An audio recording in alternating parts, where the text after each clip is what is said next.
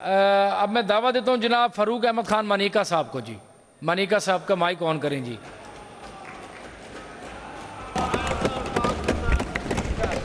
बिस्मिल्लाहिर्रहमानिर्रहीम।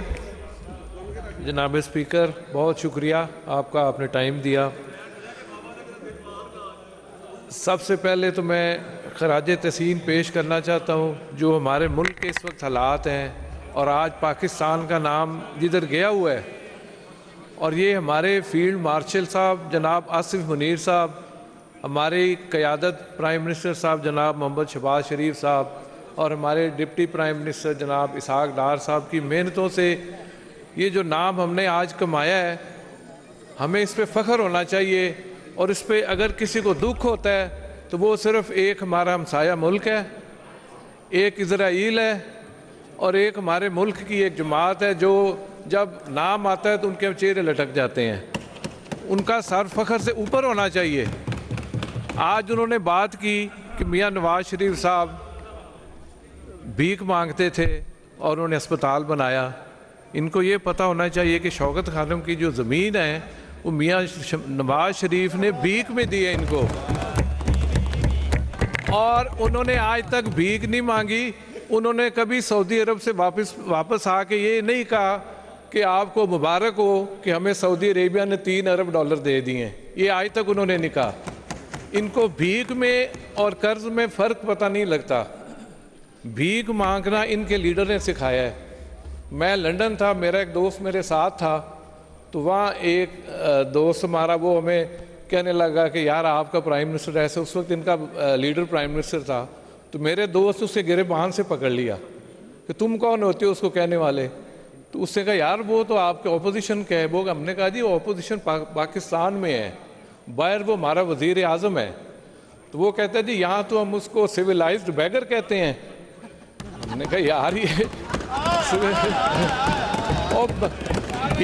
अगर आपने भीख मांगनी सीखनी है तो इनसे सीखें। माशाल्लाह इतनी अच्छी भीख मांगते हैं कि इन्होंने वो ईदी साहब से जो भीख ले ली, वो बेचारा सारी दुनिया से लेता था, इधर आके वो भी हाथ हथियार डाल गया। बड़े कमालात हैं इनके। एक साहब ने यहाँ शेर व शायरी बहुत अच्छी की, इतने अच्छे अच्छे शेर सुनाए। मुझे बिल्कुल शेरों का ना शौक़ है, ना कभी मैंने पढ़े, ना मुझे आते हैं।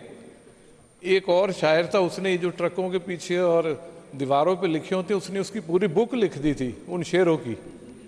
वो क्या था जी कि जी जलने वाले का मुंह काला, तो नसीब अपना अपना, तू चालते मैं आया। अब हमें तो ये हमने पढ़ा हुआ था। अगर आपने किताब लिखनी है ना किसी की जिन्होंने काम किए हैं, तो आप मियाँ शहबाज शरीफ, मियाँ नवाज शरीफ, मरियम हमारी वज़ीर आला मरियम नवाज, उनकी किताब लिखी जो उन्होंने कारनामे किए हैं, जो जो उन्होंने काम किए हैं। अगर आप स्कूल का नाम लें तो मियाँ शहबाज शरीफ ने वो बनाए, ये दानिश स्कूल बनाए। ट्रांसपोर्ट पे आए तो मियाँ नवाज शरीफ ने मोटरवे बनाए जिसमें ये चल के जाते हैं और उसका शुक्रिया अदा नहीं करते। इनको किसी ने नहीं सिखाया। और अगर सफाई का नाम लें, इनको सफाई करना सिखाई। हमारी वज़ीर आला ने बताया कि इस तरह घर को साफ़ करते हैं, इस तरह सफाई होती है। ये चीज़ें वो हमें बता रही हैं और बिल्कुल सफाई, और इंशाल्लाह वो सफाई करेंगी, सब की करेंगी। और इनके लीडर, इनकी किताब भी लिखी जाएगी, इनके करतूतों की लिखी जाएगी। इन्होंने करतूत क्या किए हैं, और जी मेज़ कैसे तोड़ते हैं, और असेंबली का जो है डेस्क कैसे तोड़ते हैं, माइक किस तरह तोड़ा जाता है, सड़क पे आके किस तरह लेटा जाता है। और ये इनको एक तो अच्छा अभी बहुत कुछ है, किताब पूरी लिखी जा सकती है। इनके करतूतों पे किताब लिखी जाएगी, कारनामे इनके। इन्होंने कोई अच्छी काम तो की नहीं। दूसरा, इस बजट पे इन्होंने कहा है, बजट की तो उन्होंने आज तक बात ही नहीं की। एक साहब खड़े होकर शेर सुनाना शुरू हो गए, दूसरा को है वो और बात शुरू कर देता है कि जी इनका वालिद है, इनका चाचा है, ऐसा इनका शुक्र करें यार, उसका वालिद है, चाचा है, बेटी है। आप बताएं आपके लीडर का कौन है? कोई भी नहीं। दूसरा बताएं सिवाय एतराज के।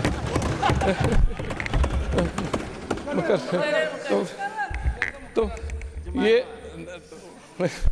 वो चला, वो अल्लाह उसे जमाएगा, वो जितने जमना सी जम गई। और वो तो इनको पता होना चाहिए कि ये जो फॉर्म 47 कहते हैं वो फॉर्म 47 का मसला नहीं है, इनको 47 फिगर से मसला है। उन्होंने आज कायद आज़म की तस्वीर को देख के पहली बार इनको कुछ हुआ है कि कुछ हम कहें। ये 1947 की आज़ादी नहीं मानते, ये कहते हैं वो नहीं आज़ादी थी, वो हकीकी आज़ादी तो हमने अब लेनी है।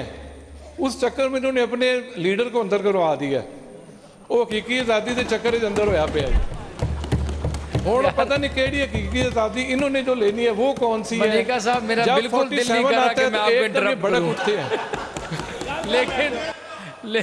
लेकिन टाइम को देखते हुए ना, टाइम को देखते हुए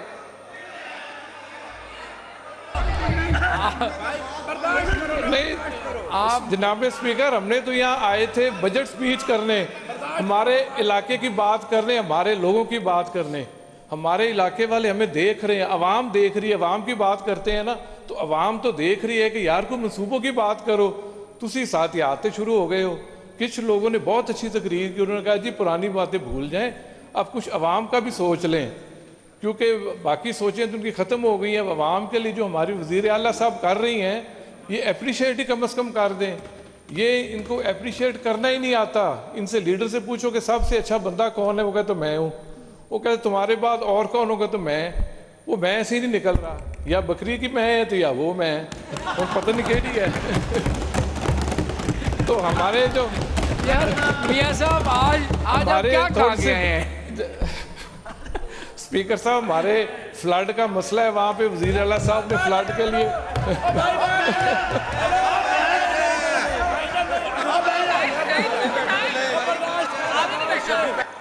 वो तो मैं की बात कर रहे हैं, मैं की बात कर रहे हैं जी। मियां साहब वाइंड अप करें यार। फ्लड आए, अभी फ्लड आए थे जी। ये पहली हुकूमत है जिन्होंने फ्लड वालों को कंपनसेशन दी। इस फ्लड में लोगों की ज़मीनें चली गई, फसलों का नुकसान तो होता ही है, मगर ज़मीनें भी चली गई, लोग लैंडलेस हो गए हैं। और ये पहली बार है कि हमारी वज़ीर आला ने इतना ख्याल किया और उनको उनके मुआवजे दिए, लोगों को घरों पे जाके उनको पैसे मिले, चेक मिले। तो ये मेरी एक गुजारिश है कि इस बार दरियाओं के जो किनारे हैं उन पे स्पर्स या उनकी कोई टेकें लगाने का ज़रूर हुकूमत बंदोबस्त करे। उन्होंने पैसे रख लिए हैं इरीगेशन में, 40 अरब रखा है उन्होंने, इसमें से 10 अरब उनके बाकी जी कुछ हमारे ये कैनाल्स हैं, वहाँ पे अगर पक्की हो जाएं तो हमारा पानी बहुत बचता है। ज़िम्मेदार इस वक्त बिजली में बहुत पिसा हुआ है। ये मेरी रिक्वेस्ट हमारे प्राइम मिनिस्टर को होगी, अगर वो पेट्रोल का 128 अरब सब्सिडी दे सकते हैं तो कम से कम सिर्फ 4 महीने के लिए ये ट्यूबलों के बिल पे सब्सिडी दे दें, ताकि हम लोग चावल लगा सकें और चावल की फसल हमारा ज़िम्मेदार ले सके। ये मेरी रिक्वेस्ट है प्राइम मिनिस्टर साहब से कि 4 महीने के लिए बिजली के बिलों पे ज़रूर नज़रसानी करें और खादों की कीमतों पे भी देखें, क्योंकि ज़िम्मेदार पे हर चीज़ का बोझ पड़ रहा है। टैक्स जो है वो भी हम पूरा दे रहे हैं और टैक्स पे भी नज़रसानी करें, टैक्स बहुत ज़्यादा लगा दिया गया। साहब अब थैंक यू वेरी मच, बड़ी मेहरबानी जनाब।